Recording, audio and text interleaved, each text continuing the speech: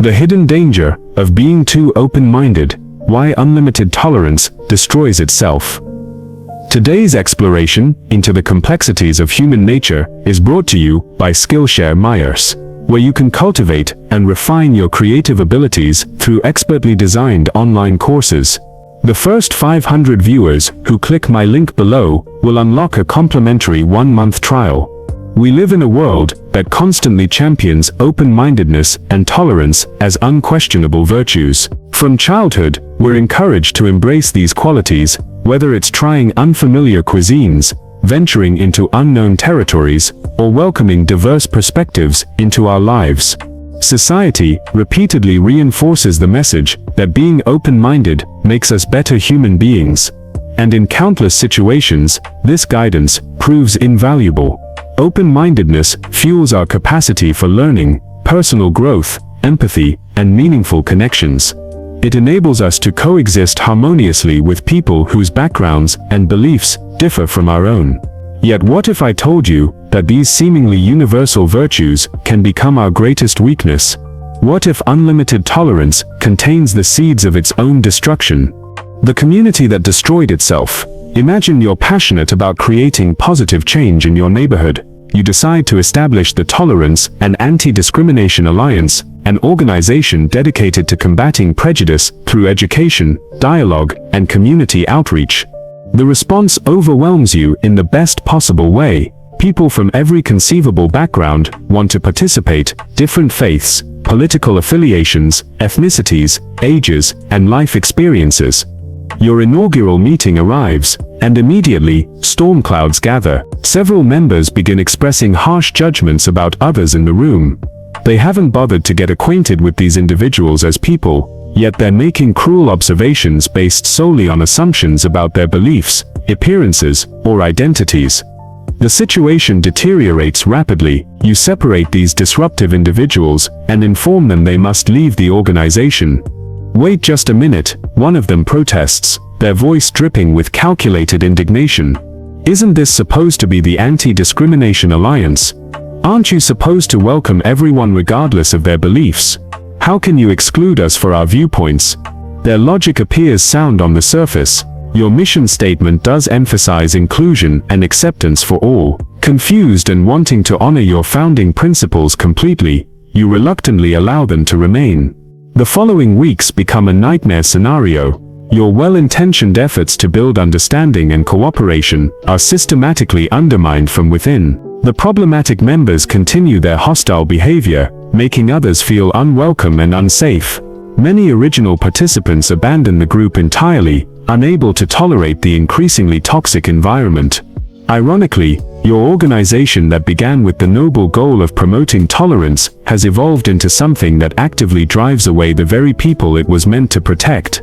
When you finally decide to remove the disruptive members permanently, they deploy the same argument: this is discrimination based on our beliefs. But this time, you're prepared with a crucial insight. You're absolutely right, I am discriminating against you, you acknowledge. But tolerance isn't a blank check or universal principle, it's a social agreement. When you refuse to extend basic respect to others who aren't threatening your safety or freedom, you're violating that agreement. Therefore, you forfeit its protection. The philosopher's warning. This scenario illustrates what Austrian-British philosopher Karl Popper identified in 1945 as the paradox of tolerance. His groundbreaking insight revealed a fundamental flaw in unlimited tolerance. If a society permits absolute tolerance, intolerant forces will eventually dominate and eliminate tolerance altogether. Popper argued that defending tolerance sometimes requires being strategically intolerant. As he put it, if we extend unlimited tolerance even to those who are intolerant, if we are not prepared to defend a tolerant society against the onslaught of the intolerant, then the tolerant will be destroyed, and tolerance with them. This creates an immediate philosophical challenge. How do we determine what deserves tolerance and what doesn't? The blurry lines of harm. The seemingly obvious answer involves protecting people's ability to live safely and peacefully. Anything that threatens this basic right becomes intolerable. But reality proves far more complicated than this simple formula suggests. Consider the complexity of determining what constitutes genuine harm or threat. Different people can experience the same situation in completely opposite ways. A passionate political debate might energize one person while making another feel attacked and silenced. Artistic expression that inspires some viewers might deeply offend others who feel their values are under assault. Free speech presents a perfect example of these murky boundaries. Words can cause real emotional distress and create atmospheres of fear, even without explicit threats. But if we restrict speech based on emotional impact, where do we draw the line? Who decides what level of discomfort justifies censorship? How do we distinguish between reasonable and unreasonable emotional responses? These questions become even more complex when we consider that standards of acceptability shift dramatically across cultures and historical periods. What one generation considers harmful, another might view as beneficial progress. What one society prohibits, another might celebrate as essential freedom. Even physical violence, seemingly the clearest boundary, involves gray areas. Groups that resort to violence often do so because they perceive their own safety, identity, or way of life as being under attack. If violence is universally condemned, how do we address situations where people feel their fundamental rights are being systematically violated through non-full violent means?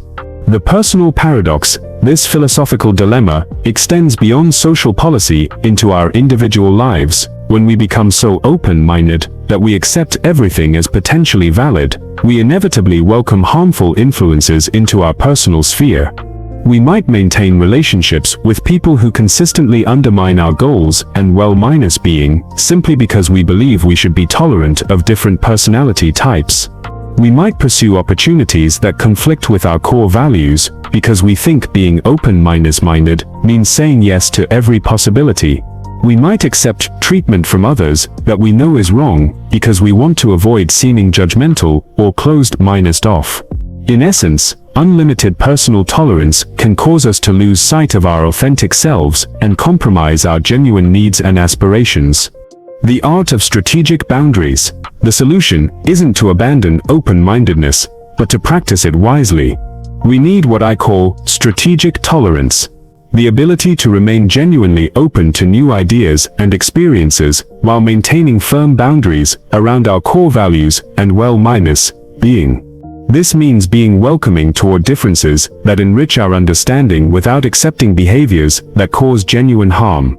It means staying curious about unfamiliar perspectives while rejecting ideologies that promote cruelty or oppression. As educator Walter M.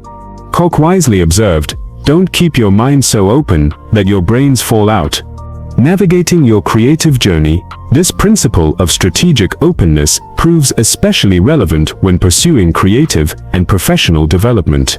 We're constantly bombarded with advice about what paths we should or shouldn't explore.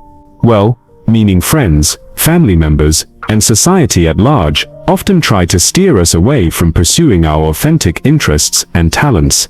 This is where Skillshare becomes invaluable. Rather than leaving your creative exploration to chance or outside pressure, Skillshare provides a carefully curated environment where you can investigate new skills and passions on your own terms. Whether you're drawn to illustration, marketing, productivity systems, storytelling, or filmmaking, Skillshare offers courses taught by industry leaders and familiar creators you already know and trust. I've been expanding my motion graphics capabilities through courses led by experts from renowned channels like Kurzexakt, and exploring creativity more broadly through filmmaker Nathaniel Drew's thoughtful approaches to finding and expressing your authentic voice.